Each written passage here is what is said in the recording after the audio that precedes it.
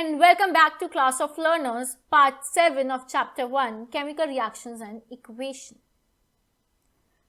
अब आपको एक रिएक्शन दिख रही होगी जिसमें वाटर में इलेक्ट्रिसिटी पास करने पर हाइड्रोजन और ऑक्सीजन गैस मिल रही है. Next, salt that is NaCl में इलेक्ट्रिसिटी पास की तो सोडियम और क्लोरीन गैस मिली. AgCl सिल्वर क्लोराइड में सनलाइट पड़ने पर Ag और Cl2 में वो टूट गया. तो इसमें आपको एक चीज कॉमन दिख रही होगी कि रिएक्टेंट सिर्फ एक है जिसमें वो जो रिएक्टेंट है वो दो प्रोडक्ट्स में टूट रहा है. तो ऐसी रिएक्शंस जिसमें एक रिएक्टेंट दो प्रोडक्ट्स या दो से ज्यादा प्रोडक्ट्स में टूटता है उसको बोलते हैं डीकॉम्पोजिशन रिएक्शन. इसकी डेफिनेशन क्या होगी? Those reaction in which compound split into two or more substances, they are known as decomposition reactions. इसके एग्जाम्पल्स देखते हैं कुछ. जैसे जो डीकॉम्पोजिशन रिएक्शन होती है वो तीन प्रोसेसेस से होती है. अब देखो, ऐसा तो नहीं है ना कोई एक ही कंपाउंड है वो बैठे बैठे टूट जाएगा. पानी बैठे बैठे के टूट जाएगा क्या? बह रहा है बेचारा आराम से और बहते बहते टूट गया, हाइड्रोजन और ऑक्सीजन में कन्वर्ट हो गया. तो ऐसा नहीं हो सकता. सॉल्ट जो आप खा रहे हो, खाते खाते किसी में डालते डालते ही टूट गया, ऐसा नहीं होता. तो हमें कुछ एक्सटर्नल फोर्स लगानी पड़ती है उसके बॉन्ड को तोड़ने के लिए. वो एक्सटर्नल फोर्सेस क्या हैं समझते हैं. पहला, अगर हम किसी कंपाउंड में हीट प्रोवाइड कर रहे हैं तो हम उसको बोलेंगे थर्मल डीकॉम्पोजिशन. अगर उसमें इलेक्ट्रिसिटी प्रोवाइड करके उसको तोड़ रहे हैं तो उसको बोलेंगे इलेक्ट्रोलिसिस. लाइट अगर पास कर रहे हैं और तब वो डिकम्पोज हो रहा है यानी कि वो टूट रहा है तो उसको बोलेंगे फोटोलिसिस. अब इन तीनों के एग्जांपल्स एक एक करके हम देखते हैं और समझते हैं. और एक सबसे इंपॉर्टेंट चीज, जितनी भी रिएक्शंस होती हैं डिकम्पोजिशन की, चाहे वो थर्मल हो, इलेक्ट्रोलिसिस हो, फोटोलिसिस हो, मोस्टली वो एंडोथर्मिक रिएक्शंस होती हैं. मतलब heat absorbed is more than heat release. अगर आपको अभी भी एंडोथर्मिक एक्सोथर्मिक रिएक्शंस में कोई भी दिक्कत है तो पार्ट 2 जल्दी से देखिए इसका आई बटन पे क्लिक करके. अब हम बात करते हैं सबसे पहला थर्मल डीकॉम्पोजिशन की. इसका हम एग्जांपल देखते हैं कि अगर ferrous sulphate heptahydrate, hepta means 7, hydrate means water, उसको हम डिकम्पोज कर रहे हैं. कैसे डिकम्पोज कर रहे हैं? थर्मल डिकम्पोजिशन, मतलब उसमें हम हीट प्रोवाइड करेंगे. हमारे पास क्या है? फेरस सल्फेट हेप्टाहाइड्रेट है. जैसे हम उसको हीट करेंगे उसमें से पानी निकल जाएगा और जो हमारे पास फेरस सल्फेट हेप्टाहाइड्रेट था वो ग्रीन कलर का था. जैसे उसने वाटर को लॉस कर दिया वो कन्वर्ट किस में हो जाएगा? व्हाइट कलर में हो जाएगा. तो हमें पता चल जाएगा इसमें से वाटर का लॉस हो गया है. देखो यहाँ पे किससे पता चल रहा है केमिकल रिएक्शन हो रही है? चेंज इन कलर से पता चल रहा है. तो यहाँ पर फेरस सल्फेट हेप्टाहाइड्रेट को हीट करा तो आयरन सल्फेट मिला और हमें मिला 7 वाटर जो बाहर निकल गए. यहाँ पे जो ये वाटर होता है जैसे हेप्टाहाइड्रेट है, इसको हम बोलते हैं वाटर ऑफ क्रिस्टलाइजेशन. इसको हम बोलते हैं वाटर ऑफ क्रिस्टलाइजेशन. और हीट करने पे ये वाटर जो होता है वो निकल जाता है और जो इस वाटर की वजह से उस कंपाउंड का कुछ कलर होता है. जैसे इस कंपाउंड का कलर ग्रीन है, जैसे ही वाटर निकल गया इस कंपाउंड ने अपना कलर चेंज कर लिया और कन्वर्ट हो गया ये व्हाइट कलर में, व्हाइट पाउडर में. ग्रीन कलर का था, स्पार्कली ग्रीन, व्हाइट पाउडर में चेंज हो गया जैसे ही इसमें से वाटर ऑफ क्रिस्टलाइजेशन का लॉस हुआ. अब क्या करा? अब हम यहाँ पे नहीं रुके इसको हीट करने में, इसको हमने और हीट कर दिया, एकदम एक्सटेंसिव हीट प्रोवाइड कर दी. तो हमने देखा यार ये तो और ज्यादा टूट गया. कैसे टूटा? फेरस सल्फेट जो था, फेरस हमने देखा था, फेरस OUS से खत्म हो रहा है तो इसकी ऑक्सीडेशन स्टेट कितनी थी? +2 थी. इसको जब हमने हीट करा और ज्यादा एक्सटेंसिवली तो हमें मिला फेरिक ऑक्साइड की ऑक्सीडेशन स्टेट क्या थी, +3 थी, +3 फेरिक ऑक्साइड +2 फेरस ऑक्साइड, और इसके साथ 2 गैसेस निकली जो हमने पढ़ी थी चेंज इन गैस में, बहुत स्मेली गैस जो थी SO2 और SO3, पंजेंट स्मेल गैस। अब जो हमारे पास FeSO4 जो हमें मिला था after the loss of water of crystallization, वो व्हाइट कलर का था। उसको हीट करने पर वो हो गया ब्राउन कलर का, और उसमें से स्मेल आने लगी सल्फर की। तो हमें पता चल गया यहाँ पे रिएक्शन हुई है। देखो, जब ग्रीन से व्हाइट हो जाएगा तो पता चल जाएगा थोड़ा सा हीट हुआ है, वाटर ऑफ क्रिस्टलाइजेशन निकले हैं। बट अगर वो ब्राउन हो गया तो क्या समझ में आएगा इससे कि अब वाटर तो निकल गया पर उसको और हीट करा तो अब वो फेरिक ऑक्साइड बन गया। एक और एग्जांपल देखते हैं, डिकम्पोजिशन ऑफ कैल्शियम कार्बोनेट। अब कैल्शियम कार्बोनेट हमने देखा था किसमें, व्हाइट वॉशिंग में। कैल्शियम कार्बोनेट को लाइमस्टोन बोलते हैं। अब इसको हमने हीट करा तो हमारे पास क्विक लाइम आया, दैट इज कैल्शियम ऑक्साइड, और उसके साथ हमें क्या मिला, CO2 गैस रिलीज हुई। मतलब एक कंपाउंड 2 प्रोडक्ट्स हमें दे रहा है आफ्टर हीटिंग। अब हमें इसमें क्या रिमेंबर रखना है, देखो बहुत इंपॉर्टेंट चीज है, इसको एकदम रट जाना, क्वेश्चंस एक भी गलत नहीं होंगे आपके, गारंटी है। CaO होता है क्विकलाइम, चूना। कैल्शियम हाइड्रोक्साइड होता है स्लेग्ड लाइम। अगर हम इसका एक्वस सोल्यूशन बना लें, जो पुट्टी होती है उसका एक्वस सोल्यूशन बना लें, तो उसको बोलते हैं लाइम वाटर, जिसमें हम CO2 को पास करा के देख रहे थे कि वो CO2 गैस है या नहीं है, याद आया। उसके बाद कैल्शियम कार्बोनेट, अगर आपको चौक दे दे, एग शेल दे दे, लाइमस्टोन दे दे, मार्बल दे दे, पर्ल दे दे, इन सब में क्या प्रेजेंट है, कैल्शियम कार्बोनेट प्रेजेंट है। तो ये बिल्कुल रट लेना है, ये बहुत ज्यादा इंपॉर्टेंट है। नेक्स्ट चलते हैं और समझते हैं एक और रिएक्शन को। अब हम लेड नाइट्रेट की रिएक्शन करा रहे हैं, ये भी एक इंपॉर्टेंट रिएक्शन है एग्जाम पॉइंट ऑफ व्यू से। लेड नाइट्रेट हमारा क्या होता है, PbNO3 ये होता है कलरलेस। इसको जब हीट करेंगे तो PbO आएगा, that is yellow in colour.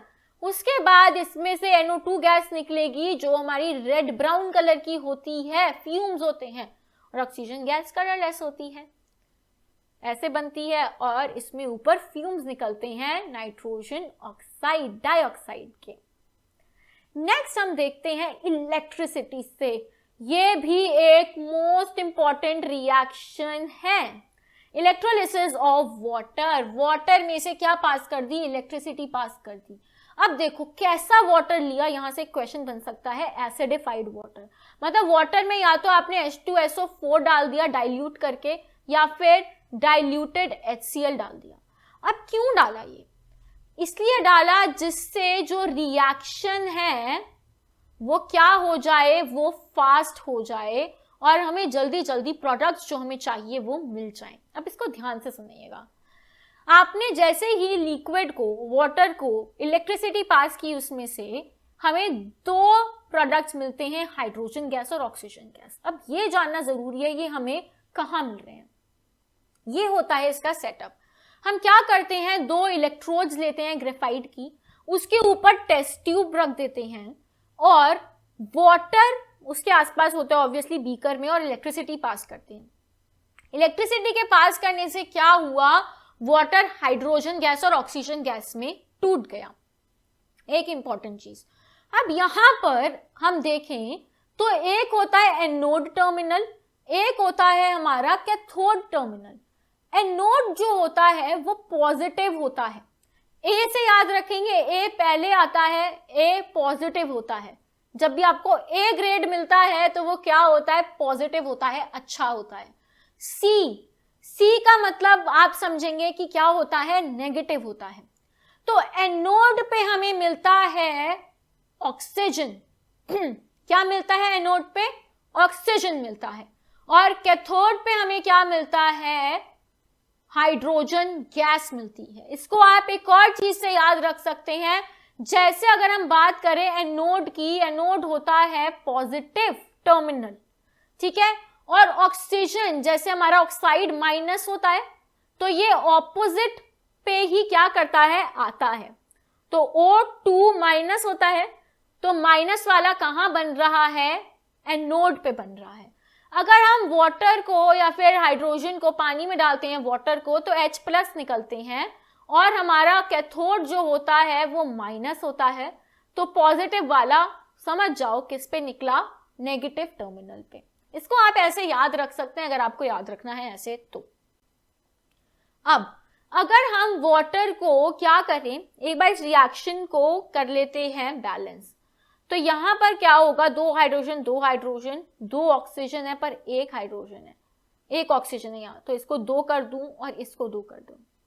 तो यहां पर आप क्या देख रहे हैं, जो हमारी हाइड्रोजन गैस है और ऑक्सीजन गैस है वो कौन से रेशो में है, 2:1 के रेशो में है। मतलब यहां पर अगर आप इस एनोड पे देखें तो बहुत कम स्पेस ऊपर बची हुई है, और यहां पर अगर आप देखें कैथोड पे तो बहुत ज्यादा स्पेस है यहाँ पे। तो अगर बहुत ज्यादा स्पेस है तो मतलब वहां पे गैस बहुत ज्यादा है। यहाँ पे बच्चे गलती करते हैं कि वो समझ लेते हैं वाटर का लेवल जहां पे ज्यादा है वो ज्यादा है। नहीं, आपको वाटर का लेवल नहीं देखना, आपको क्या देखना है, वो खाली जगह, क्योंकि उस खाली जगह में ही क्या होगा, ऑक्सीजन या फिर हाइड्रोजन होगा, और हाइड्रोजन हमेशा ऑक्सीजन से डबल निकलेगा। आपको इस रिएक्शन से ही पता चल रहा है। मतलब अगर 2 मॉलिक्यूल हाइड्रोजन के हैं तो 1 मॉलिक्यूल आपको ऑक्सीजन गैस का मिलेगा। समझ में आया? जैसे इसका ऐसे समझो ना, 2 सेब हैं, 2 सेब अगर आपको शॉपकीपर दे रहा है तो उसके साथ वो 1 बनाना देगा या फिर 1 मैंगो देगा। ऐसे ही 2 हाइड्रोजन अगर किसी रिएक्शन से मिल रहे हैं तो 1 ऑक्सीजन उसके साथ मिलेगा। मॉलिक्यूल्स की बात कर रहे हैं। तो ये किस रेशो में होता है, 2:1। 2 कौन है, हाइड्रोजन बड़ा है, ऑक्सीजन क्या है, छोटा है। तो इसमें आपको 2-3 चीजें याद रखनी है। एक तो एसिडिफाइड वाटर डाला, क्यों डाला, जिससे रिएक्शन तेज हो। उसके बाद हाइड्रोजन कहां पे मिल रहा है, कैथोड पे मिल रहा है, और कैथोड क्या होता है, नेगेटिव होता है। और ऑक्सीजन आपको कहां मिल रहा है, एनोड पे मिल रहा है, एनोड क्या होता है, पॉजिटिव होता है। उसके बाद आपको ये याद रखना है वो किस रेशो में है, तो वो 2:1 की रेशो में है by volume. Cathode more empty space, hydrogen is occupied, anode less empty space, oxygen is occupied। और ये आपको डायग्राम एकदम याद होना चाहिए, ये आ सकता है। अब हम बात करते हैं एक और रिएक्शन की जो है इलेक्ट्रिसिटी से। सोडियम क्लोराइड में इलेक्ट्रिसिटी पास करेंगे तो Na और Cl2 में चेंज हो जाएगा, और Cl2 का कलर क्या होता है, ग्रीन कलर होता है। एल्यूमिनियम ऑक्साइड को भी अगर आप इलेक्ट्रिसिटी से पास कराएंगे, इलेक्ट्रिसिटी पास करेंगे उसमें, तो एल्यूमिनियम और O2 गैस आपको मिलेगी। अब हम बात करते हैं लाइट से, दैट इज फोटोलिसिस डिकम्पोजिशन। तो पहला है सिल्वर क्लोराइड। सिल्वर क्लोराइड में लाइट पास की, लाइट के लिए आप H भी लिख सकते हैं, इसको भी हम लाइट बोलते हैं। पास की तो क्या मिलेगा, aluminium, that is greyish white aluminium मिलेगा, और क्लोरीन गैस निकलेगी। तो आपको पता चल जाएगा क्लोरीन गैस कैसे, क्योंकि वो ग्रीन कलर की होती है। अगर हम बात करें सिल्वर ब्रोमाइड की, तो सिल्वर ब्रोमाइड होता है AgBr, जो व्हाइट कलर का होता है। जैसे ही सनलाइट पास कराएंगे उसमें, वैसे ही ग्रेश व्हाइट एल्यूमिनियम तो निकलेगा, बट कैसे पता चलेगा कि वो ब्रोमीन है, क्योंकि उसकी रेड ब्राउन कलर की फ्यूम्स निकलेंगी। अब ये जो AgBr होता है, ये फोटोग्राफिक फिल्म में बहुत ज्यादा यूज होता है, क्योंकि Ag के साथ अगर Br लग जाता है और जब वो सनलाइट पास होती है तो ये सनलाइट के टुवर्ड्स बहुत ज्यादा सेंसिटिव होता है और ज्यादा जल्दी रिएक्शन को करता है। इसलिए AgBr को हम फोटोग्राफिक फिल्म में यूज करते हैं। इसका यूज आ सकता है ऐसे करके। तो आई होप आपको सब कुछ क्लियर होगा। तो चलो एक बार क्वेश्चंस करते हैं कुछ. भावना took a pale green substance A in a test tube and heated it over the flame of a burner. A brown colored residue B was formed along with the evolution of two gases with burning smell of sulfur. Identify A and B and write the chemical equation. तो अभी हमने पेल green substance क्या पढ़ा था? FeSO4.7H2O. इसको हमने जब heat करा, ये ग्रीन कलर का था, इसको जब हमने हीट करा तो ये क्या बन गया? FeSO4. और ये क्या था? वाइट कलर का सब्सटेंस था और 7 वाटर के मॉलिक्यूल्स इसमें मिले. तो इसके बाद उसने बोला कि ब्राउन कलर्ड रेसिड्यू उसको मिला और बर्निंग स्मेल ऑफ सल्फर मिली. तो मतलब इसने क्या करा होगा? इसने और ज्यादा हीट कर दिया होगा इसको और बना लिया होगा फेरस सल्फेट से फेरिक ऑक्साइड. ये 2 हो जाएगा, ये 3. ये किस कलर का होगा? ये ब्राउन कलर का होगा और इसमें 2 गैसेस निकलेंगी जिनकी बहुत ज्यादा पंजेंट स्मेल होगी. ये हमारी होंगी गैसेस. ये होगा ब्राउन कलर का रेसिड्यू जो इधर से निकलेगा और ये व्हाइट कलर का रेसिड्यू था. तो यहां पर ए और बी पता चल गए कौन से थे. ए था हमारा फेरस सल्फेट हेप्टाहाइड्रेट और बी क्या था? हमारा फेरिक ऑक्साइड. और ये थी इसकी chemical reaction. Clear? Everything is clear. आप इसको क्या करेंगे? घर पे इसको बैलेंस करेंगे और कमेंट सेक्शन में इसकी बैलेंस इक्वेशन लिखेंगे. नेक्स्ट, इसको थोड़ा इरेज कर लेते हैं. चलो, अब है when a colorless lead salt is heated to produce a yellow residue and brown fumes, name the lead salt and the brown fumes. Write the chemical reaction involved. हमने एक ही lead का salt पढ़ा है, that is PbNO3 whole twice. ये कौन से colour का था? It was colorless. इसका कोई कलर नहीं था. पर जैसे ही इसको हीट करा तो इसमें PbO निकला, that is lead oxide, which is of yellow colour. ये येलो कलर का था. इसके साथ नाइट्रोजन डाइऑक्साइड निकले जो कौन से फ्यूम्स थी? इसकी ब्राउन फ्यूम्स थी. उसके साथ हमें क्या मिला? क्या निकला था इसके साथ? ऑक्सीजन निकली थी, है ना. तो यहां पर ए हमारा क्या होगा? PbNO3 और NO2 क्या होगा? हमारा B, जो हमारी ब्राउन फ्यूम्स निकली. इसको भी आप क्या करेंगे? बैलेंस करेंगे, कमेंट सेक्शन में लिखकर बताएंगे. Next is when hydrogen is burned in the presence of oxygen water is formed, है ना. जब हाइड्रोजन को ऑक्सीजन की प्रेजेंस में बर्न किया तो वाटर निकला.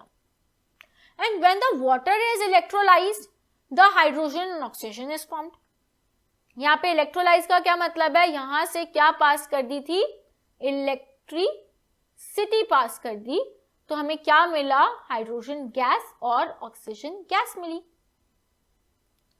Identify the type of reaction involved in both the cases and differentiate between them. तो पहले वाली जो रिएक्शन है वो कौन सी रिएक्शन है? कॉम्बिनेशन रिएक्शन है.